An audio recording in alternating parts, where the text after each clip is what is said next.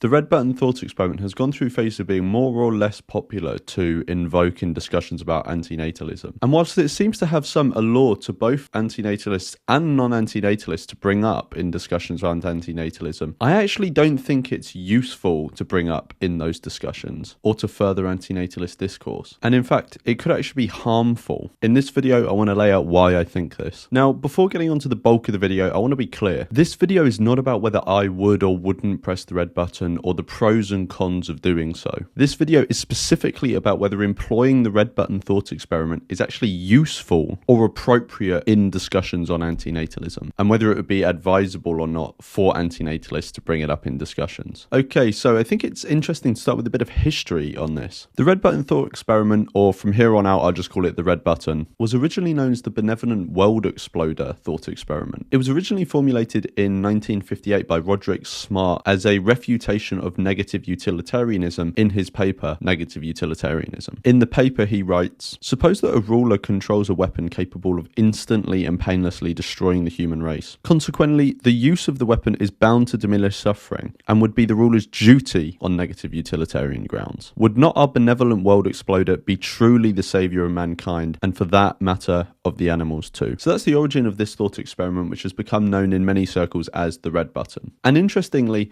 whilst researching another video, I actually came across what may be the first ever instance of someone saying that they would, for all intents and purposes, press the red button, although the actual name and thought experiment had not been devised yet. So when was this instance? On the 27th of October 1882, in the French newspaper La Science Française, there's a quote from the final comments of an interview with Marie Iou, who was a prominent neo-Malthusian activist at the time and perhaps one of the earliest antinatalists. And she says, "I'm not a bad person, but if one day I had the means to blow up the whole universe and myself with it, well, that day I'd be a criminal." So it's interesting to see that this thought experiment has had roots going back to at least 1882, and there may be instances even further back. Anyway, I think we've actually got far enough into the video to define actually what the red button thought experiment is now, although I'm sure you've got an idea from what I've already said. So in my experience, when the red button is brought up, it's generally brought up in two forms. The first one is not practically achievable and exists only as a fiction in our imagination. And it goes like this. Imagine you had a red button, and if you pressed it, everyone in the universe would simply just vanish in an instant, completely painlessly. Would you press it? The second formulation is something that actually in the future may be possible, or perhaps today it is technologically possible. I don't know, I'm ignorant on that. But anyway, it goes like this. Imagine you had a button that if you press it would blow up the world and kill everything on it. Now obviously the difference here is that as a practical matter, blowing up the world is not instantaneous and it's not painless.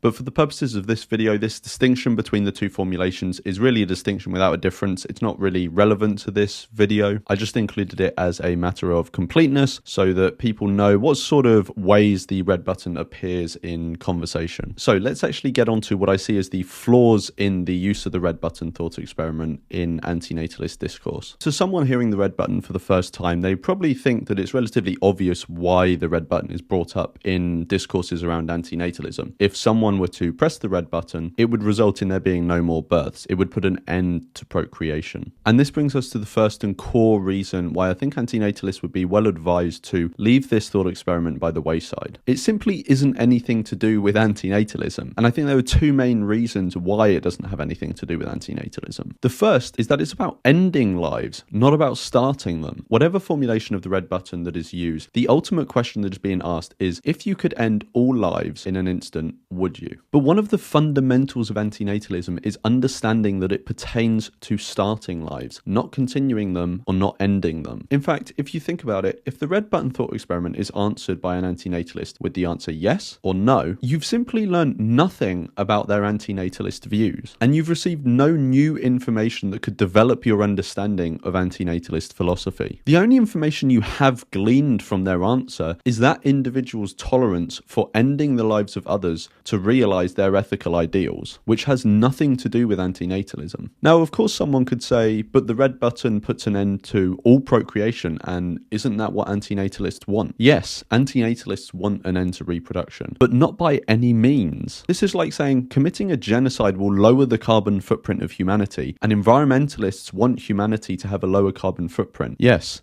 environmentalists want humanity to have a lower carbon footprint. But again, not by any means. Antinatalism is a critique of procreation, not an end-state orientated ideology that seeks to bring about extinction by any means. The second reason why I don't think the red button thought experiment has really anything to do with antinatalism is because, as I've already kind of hinted in the video, it could be applied to anything. Yes, the red button could be framed in such a way where ending all lives is done in service to ending all reproduction. But what this fails to realize is that the red button can be constructed or framed in such a way that ending all lives could be in service to anything. You could frame the red button thought experiment as a means of ending all wars, all sex trafficking, all animal exploitation, all slavery, all poverty, all disease, whatever you can think of. But I've never heard anyone, nor would I expect anyone, to bring up a hypothetical red button thought experiment when discussing the ethics of sex trafficking and how to combat it. In my eyes, the red button should be considered as useful to discussions in antinatalism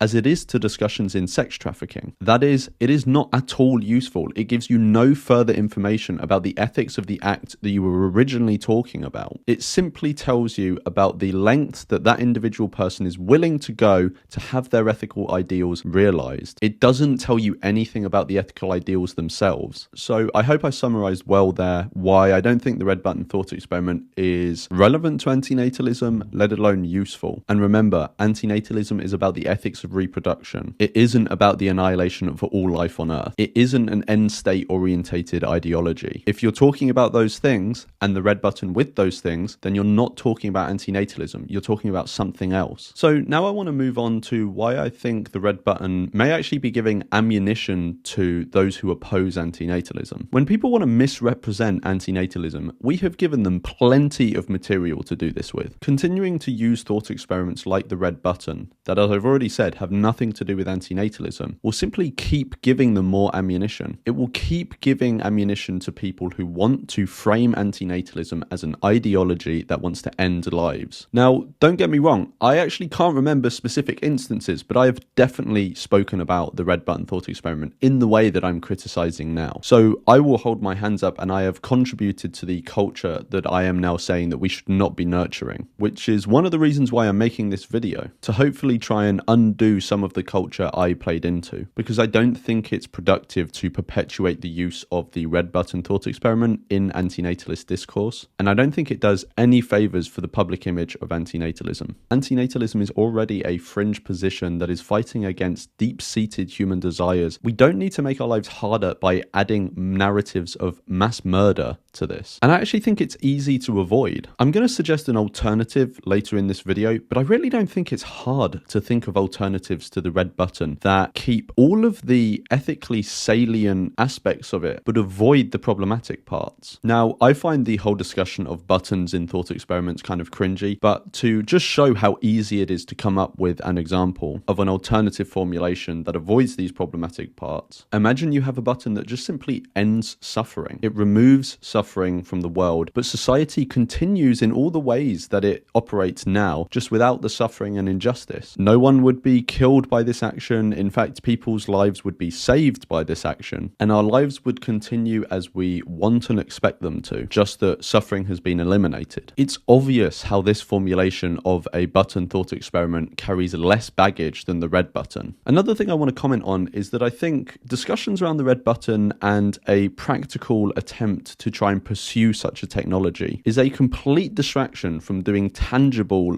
good in the world with our time and energy. As Matti Hairi said in his paper Confessions of an Antinatalist Philosopher, I would probably press the big red button, but I cannot tell anyone that I would. I cannot tell lest it sounds like advocacy and encourages people to develop their own practical devices to destroy the planet somehow. That is doomed to go wrong and inflict unnecessary suffering. The thought experiment cannot and should not be extended to real life. If I could stop all suffering just like that, I would do so. I cannot, so no real life implications. Such a technology should not be pursued because even if it could be realized, it comes with extraordinary risk and could fall into the wrong hands. In my view, we should ditch this utopian end state thinking and focus on how we can practically and tangibly do good in the world now. There are many ways for antinatalists to make the world a better place, and I plan on doing videos about that in the future, but I think for now it's not hard to use your imagination to think of ways. Okay, but of course people are still going to want to use a simple thought experiment to talk about antinatalism,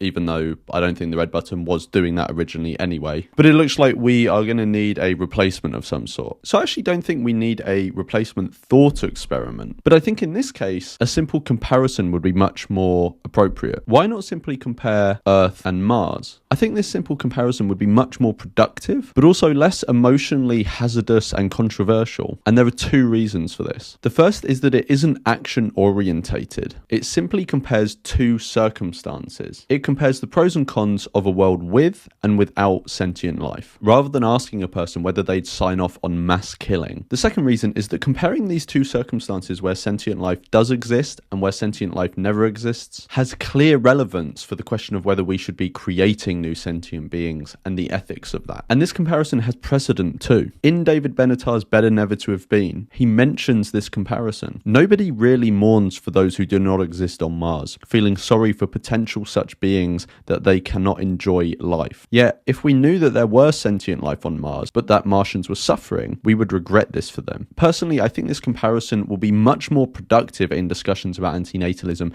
and it won't carry this massive risk of conflating antinatalism with pro-mortalism. And discussing this comparison and getting someone's opinion on it does actually tell you something about their views on antinatalism, whereas the red button didn't. So anyway, that is why I think antinatalists would be well advised to move away from employing the red button thought experiment in discussions around antinatalism. I've laid out my reasons why I think it provides little to no value, how I think it could lead us to self-sabotage productive conversations, the opportunity cost it poses when it comes to deciding where to spend our time and effort, and I've proposed an alternative tool to use which I think is more useful and avoids the downsides that the red button is prone to. I'd be interested to hear your thoughts in the comments below, not on whether you would press the red button or not, or the pros and cons of that, but whether you think it's actually a useful tool in discussions around antinatalism and whether we should continue using it. And I definitely want to hear from people who disagree with me and think that the red button is useful in discussions around antinatalism and that we should continue using it. Let me know. I will be reading the comments even if I don't respond to them, and I'll see you in the next one.